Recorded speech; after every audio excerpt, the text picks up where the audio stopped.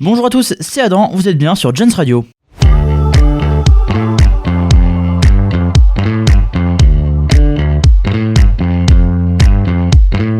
Gens Radio, Du rire 100% audio. flop Actu, et rigolo, voici la devise de Gens Radio. Gens Radio, Qualité, zéro défaut.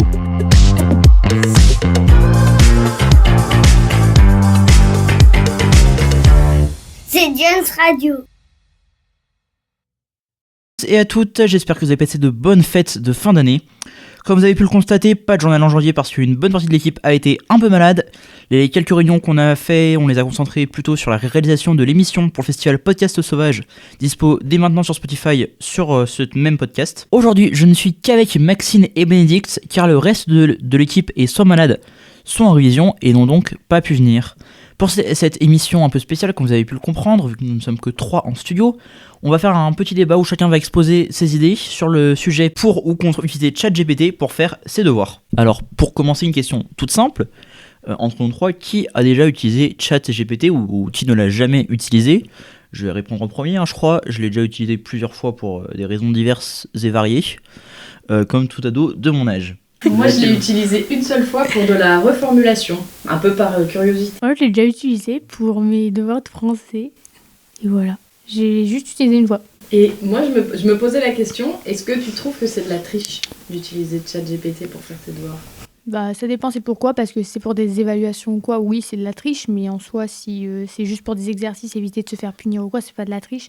Le temps qu'après, on apprend et on comprend, c'est l'importance. Je pense que les profs pourraient considérer ça comme de la triche parce que c'est les profs. Après, je suis désolé, mais le soir à 22h, j'avoue que quand t'as la flemme de faire un truc, ça peut être bien utile. Et de votre point de vue, est-ce que vous trouvez que ChatGPT, on peut lui faire confiance en termes de fiabilité, de résultats ? Qu'est-ce que vous en pensez ? Alors, moi, de mes expériences, on peut pas lui faire confiance sur tout. Généralement, les matières scientifiques, il a un peu plus du mal. Les calculs, etc., ça marche pas trop avec lui. Alors, je dis que je les avais utilisés que pour le français, mais aussi les mathématiques et la physique. C'est tout. J'allais rebondir là-dessus. Mais il ne faut pas trop l'idéaliser non plus, parce que c'est un robot quand même. Et du coup, faut pas non plus tout miser sur lui. Mais c'est vrai que des fois, comme a dit Adam, quand on a un peu la flemme, ça peut servir. Mais par contre, je comprends pas, si c'est un robot, c'est comme une grosse calculatrice, pourquoi ça fonctionnerait pas pour des gros calculs, justement ? Parce qu'il n'a pas la même manière de reformuler comme une calculatrice, il n'a pas la même manière de reformuler les questions, et généralement, les questions de maths, ils vont de travers. En fait, le truc, c'est qu'une calculatrice, elle est programmée pour dire si t'as ça, t'as ça, si t'as ça, t'as ça, si t'as ça, t'as ça. Alors que ChatGPT, il est plutôt programmé dans le sens où, si on te demande ça, tu vas plutôt chercher sur internet et faire une synthèse de ce que tu trouves que tu calcules par toi-même.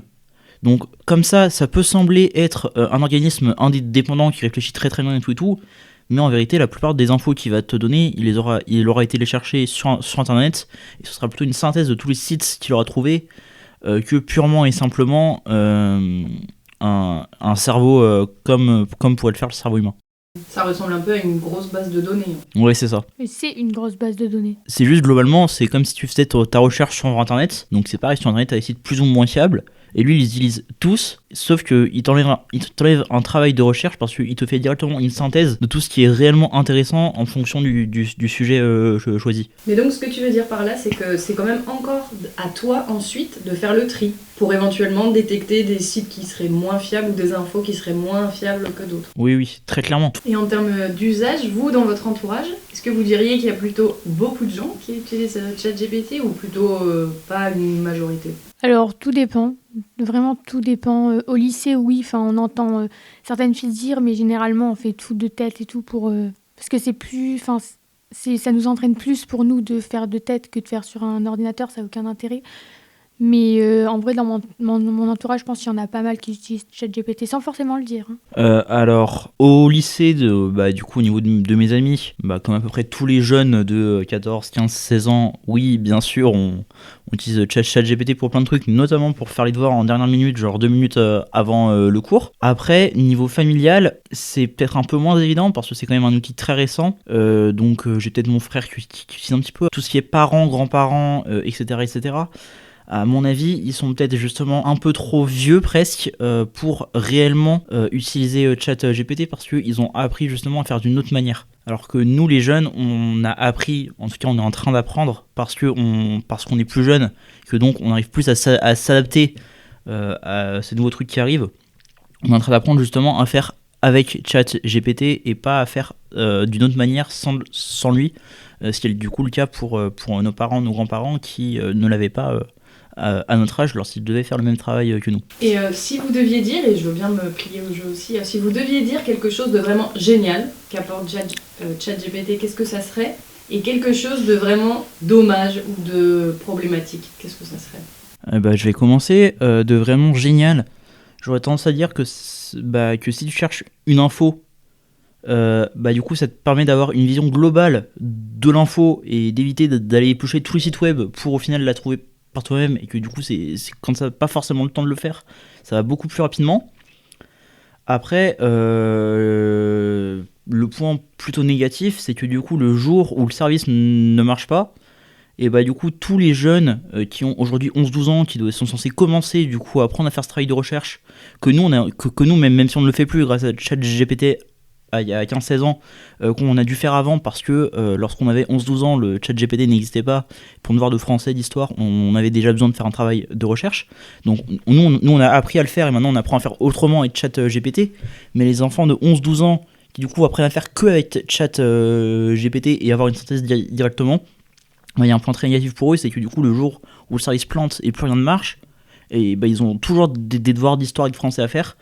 Et du coup, aller faire les recherches sur Internet, normalement, comme nous, on le faisait, ils ne sauront pas forcément faire, ou en tout cas, ils ne sauront pas forcément synthétiser leurs infos après pour avoir un travail correct. Alors moi, je trouve que du coup, le point positif, c'est qu'on n'est pas forcément obligé de poser des questions sur les devoirs. On peut aussi parler avec lui. Enfin, ça reste une intelligence artificielle. On peut avoir des conversations avec lui, des débats, on peut lui parler quoi, de tout. Lui envoyer des photos aussi. Et par contre, le point dommage, du coup, c'est que, par exemple, si on se balade en forêt, qu'on veut savoir c'est quoi certaines plantes et qu'on envoie en photo, on a le droit qu'à 3 photos par jour, donc c'est un peu dommage. Du coup, faut faire comme moi, il faut avoir plusieurs comptes. Moi, j'en ai 4. Tricheuse. Du coup, ça me fait 12 photos par jour. C'est toujours plus utile, mais du coup, c'est dommage. Il devrait enlever cette option d'avoir d'avoir des photos limitées par jour, parce que du coup, c'est un peu contrainte. Toi, au début de l'émission, tu disais que tu avais utilisé ChatGPT une seule fois pour faire tes devoirs. En fait, tu envoies 12 photos par jour. Tu as également fait des calculs. Alors, j'ai dit que c'était un exemple. J'utilise beaucoup ChatGPT. Non, j'ai dit que je l'avais utilisé une seule fois, mais j'ai pas dit que c'était que pour un exercice. Du coup, une seule fois, mais en synthétisant mes 12 exercices à faire. Voilà, c'est ça. Non, mais en fait, le problème, c'est que le truc, c'est que tu dois sûrement avoir la version gratuite de ChatGPT, non ? Évidemment, darling. Voilà, donc forcément, version gratuite dit tous les services ne sont pas forcément dispo en illimité, alors qu'en version payante, à mon avis, je l'ai pas, mais voilà, pour te donner envie, ils te disent si tu prends la version payante, là tu auras, toutes les photos que tu veux par jour, toutes les infos que tu veux, alors que la version gratuite n'est pas forcément aussi optimale à utiliser que la version où tu payes, bien sûr, pour s'en mettre plein les poches. Merci la Silicon Valley. C'est à moi ? Bah ouais, t'as dit que tu te pliais aussi au jeu ? Oui. Alors moi, ce que je trouve génial, tel que j'ai des amis autour de moi, des collègues qui me disaient que par exemple pour reformuler, justement, t'as une idée, t'as envie d'écrire quelque chose, mais t'as du mal à trouver les mots, ou t'as du mal à trouver les bonnes formulations, et du coup c'est quand même ton idée et ton envie, et juste la machine elle t'aide à faire ça de façon soit sympa, soit un peu humoristique, soit... Là je me dis tiens, du coup on utilise l'outil d'une façon qui à mon sens est intéressante, donc ça je me dis tiens c'est un peu génial. Et après, ce que je trouve dommage ou ce qui même me fait un peu peur, c'est que je me dis, en termes de créativité, ça veut dire aussi que nous, on arrête de nous se coltiner à la tâche d'écrire, d'avoir envie de créer nos propres histoires, nos propres trucs, sans demander à des machines. Et je me dis aussi que si de plus en plus de jeunes utilisent ça, c'est sûr que les profs, du coup, ont d'autres attentes. Parce que maintenant, ils savent qu'on utilise ça, et donc du coup... ils vont être plus exigeants sur d'autres choses et donc j'ai l'impression qu'on perd un peu en authenticité, en créativité, en choses un peu uniques qui nous appartiennent à chacun. Il y en a qui ont des styles plus marrants, d'autres plus littéraires, d'autres... En fait, si tout le monde se met à suivre la même... Voilà, je sais pas, ça m'inquiète un peu, ça. Après, les professeurs, je pense pas qu'ils aient des attentes différentes, parce que ça dépend aussi les professeurs et ça dépend quelle matière. Parce que, par exemple, l'histoire-géographie, il n'y a pas grand-chose à... Juste un résumé du cours en soi, mais il n'y a pas de truc concret qui l'explique. Mais en maths, du coup, ça marche pas. Mais en anglais ou des trucs comme ça, après, ils peuvent voir... Ils vont aussi sur ChatGPT voir s'il y a les mêmes réponses. Et généralement, ça se voit quand c'est du ChatGPT, parce que quand l'élève se met à faire du ChatGPT au milieu de l'année, généralement, ça fait un gros changement sur le devoir. Et le prof, il crame direct que ça vient pas de lui, quoi. C'est pour ça qu'il faut reformuler les phrases de ChatGPT. Pas par expérience, hein. Mais c'est pas par expérience, c'est pas par expérience. Oui. À la fin de l'émission, on va apprendre que Maïtine a des parts en fait, dans la société. C'est ça, exactement. Alors d'ailleurs, ça m'étonne de toi vu que tu as des parts dans la société, que tu fasses pas le placement de produits. Mais je tiens à préciser, pour ceux qui sont amoureux des réseaux sociaux, que vous n'avez même plus besoin de l'appli ChatGPT ou d'aller chercher sur sa version en ligne. Pour la version gratuite, maintenant vous l'avez disponible directement en conversation sur WhatsApp. Je savais pas. Et donc je trouve que c'est quand même assez fou que ce soit une intelligence artificielle qui soit arrivée à un tel point que WhatsApp pour y accéder, pour pouvoir converser avec une personne, c'est quand même avec ton numéro de téléphone. Donc c'est-à-dire en général quand tu passes ton numéro à une personne, c'est que t'es quand même assez proche d'elle, que tu la connais plutôt bien. Et donc je trouve que le fait que WhatsApp s'invite justement dans cette part qui est censée être dans ta vie perso justement,